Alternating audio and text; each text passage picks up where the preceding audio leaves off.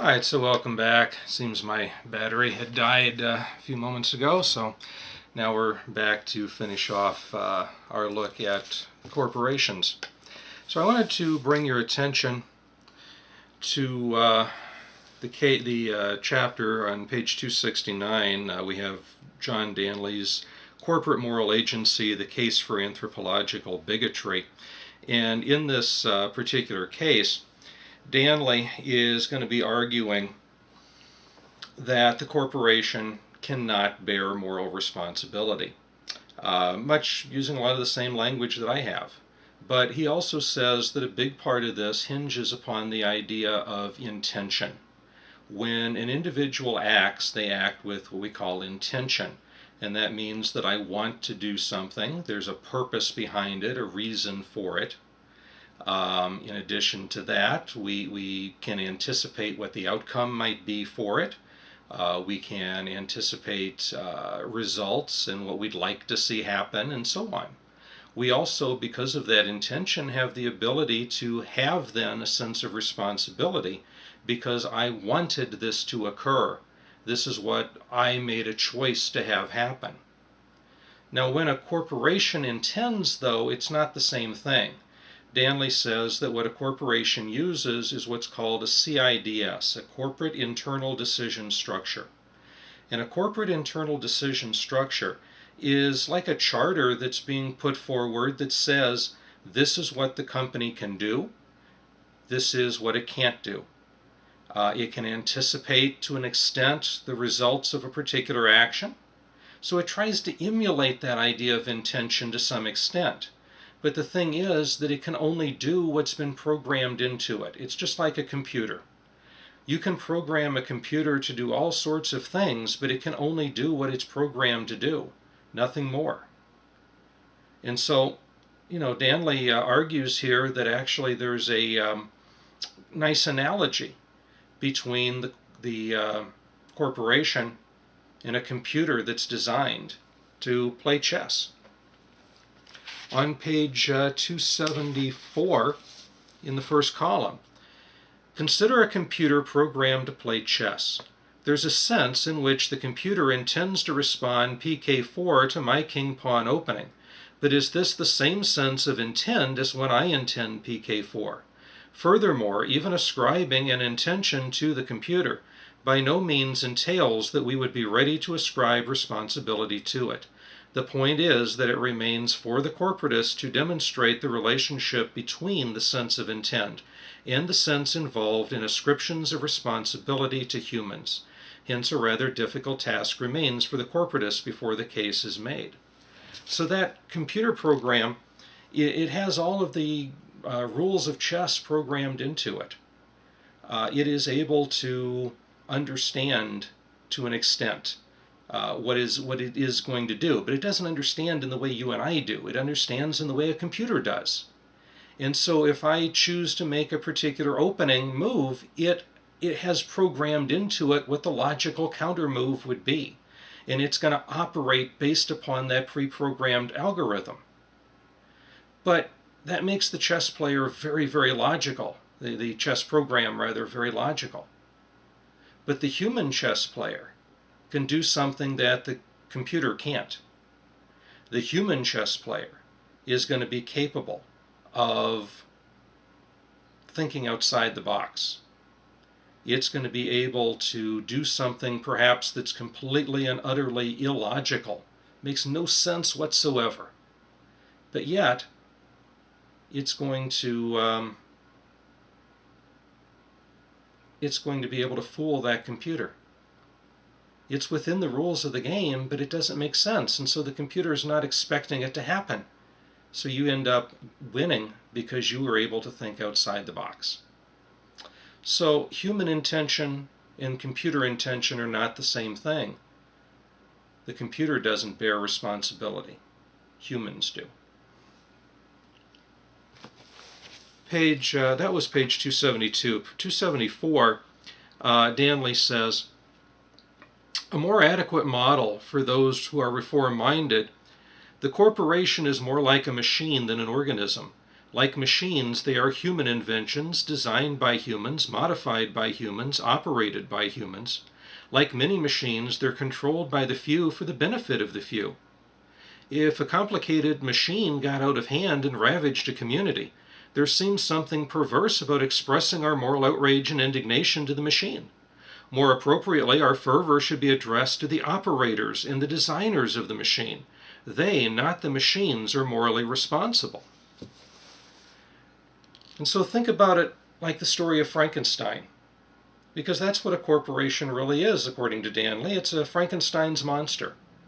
Dr. Frankenstein had this idea that he could take these different bits and pieces, cobble them together, animate them, give them life, and he does so. After a while, the monster runs amok and terrorizes the village. The villagers get up in arms, they're upset about this, but where is their moral outrage directed? It's not directed at the monster.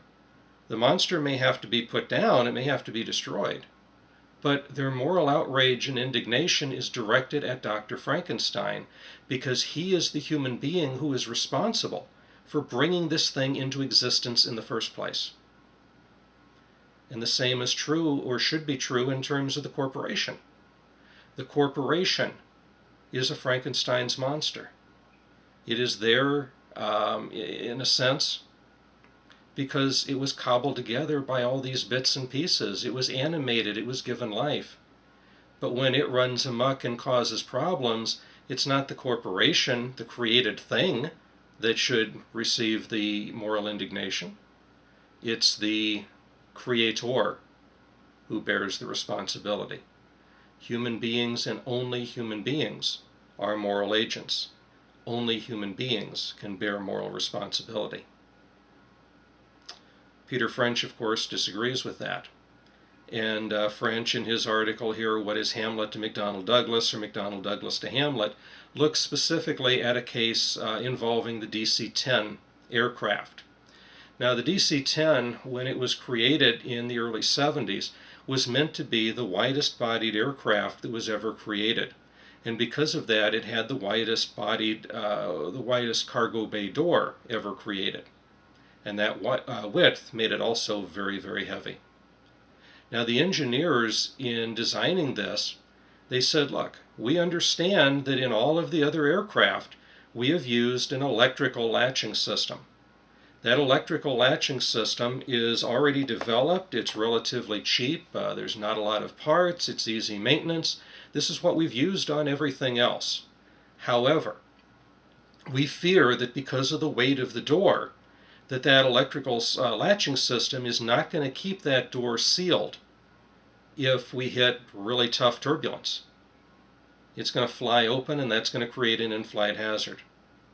Instead, they said, we want to develop a new hydraulic latching system, one that would exert a continuous pressure to make sure that that door stays shut.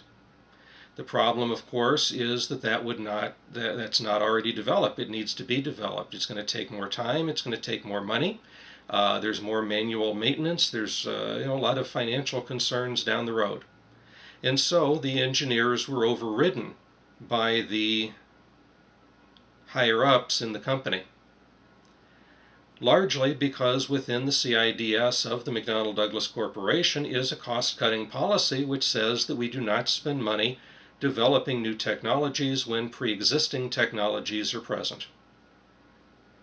So the result was, as you read about in the text, that in March of 1974, there is an in-flight hazard. That plane goes down, killing 374 people, everybody on board. So who is it that bears the moral responsibility for the death of those 374 people? Peter French wants to say that it's the corporation, and that if we don't place the blame on the corporation, then the wrong parties are being held responsible, that it is the corporation who bears the moral responsibility. But of course, again, he never once explains how this is possible. How is it possible for a corporation to bear moral responsibility? He never says that. He just assumes it. Well, within the text, he talks about this concept of extended principle of accountability. The extended principle of accountability says that you are not only responsible for the intended results of your actions, but also any unintended results of your actions too. So, if you're out driving in the fog and you don't happen to see a stop sign, you roll through and hit somebody.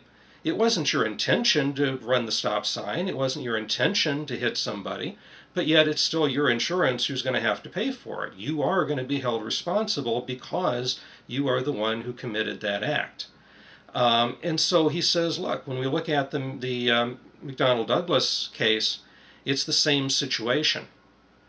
The company didn't intend to create an aircraft designed to kill their passengers, but the choices that they made led to that, which means that the corporation is responsible. Well, the idea of extended principle of accountability makes a lot of sense, but it only makes sense in terms of humans. In fact, his analogy to Hamlet, he tries to use that to argue it, but even though Hamlet's a fictional character, he's still a human being, so we can imagine this. We don't really see it with the corporation because, as Stanley pointed out, the corporation doesn't intend in the same way that a human being does. So what happens when French's views are put into play? Well, we see it in this case. There is an internal investigation that takes place. They find that there are 3 inspectors who had signed off on this aircraft before it went out, saying that it was okay, that it was safe to go. When, in the aftermath of the investigation, they talked to those 3 inspectors, they said, we don't remember ever signing off on this. We don't remember ever seeing this aircraft.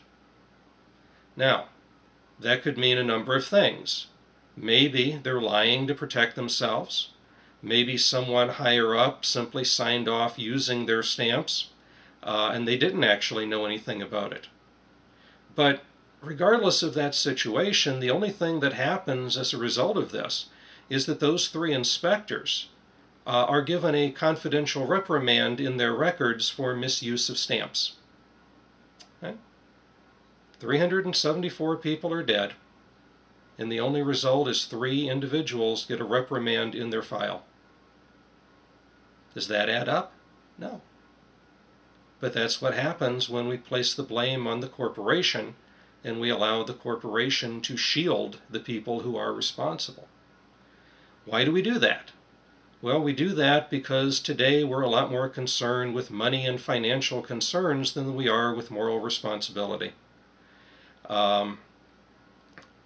If we really cared about moral responsibility, then we would take the time to do a proper investigation and we'd find out who is responsible and hold those people responsible. Maybe those 3 inspectors do bear some responsibility for it. Maybe they don't. But certainly, whoever put that cost-cutting measure into the CIDS, that person bears responsibility. And most directly, whoever it was who overrode the engineers, they bear the responsibility for this action. Those are the people who should be held accountable for these deaths. They are the people who should be facing the responsibility because they are the ones who made that decision. The corporation didn't make the decision. Those people made the decision. And French just doesn't seem to get that point. He thinks we have to put the blame on the corporation, but clearly that is not the way it should be. We need to find out who is truly responsible and hold them responsible. Otherwise, we continue to have the wrong people facing the penalties. We continue to have the wrong people being punished. Just like I showed you before with the umbrella chart, it's these people down here, individuals who had no say in it. Maybe people working in a different plant who didn't have anything to do with the DC-10. They might be the ones who end up suffering for it. But as individuals, we don't care, right? Because all we're concerned with is how much money can I get out of it. And I know if I sue a multi-billion-dollar corporation, I'm going to get a lot more money than if I seek true justice by hunting down the people who are really responsible and holding them accountable. So that's why the views of Peter French are winning out. But from a rational, logical standpoint, and certainly from the moral standpoint, Peter French is completely wrong on this issue. A corporation cannot bear moral responsibility. Only human beings are moral agents. So as always, if you have any questions about the lecture, feel free to write into me. Also, of course, we'll have this week Case 9 making their presentation, so we get to talk about this little issue a little bit more there with regards to the Ford Pinto case. All right, so have a good week, and we'll see you next time.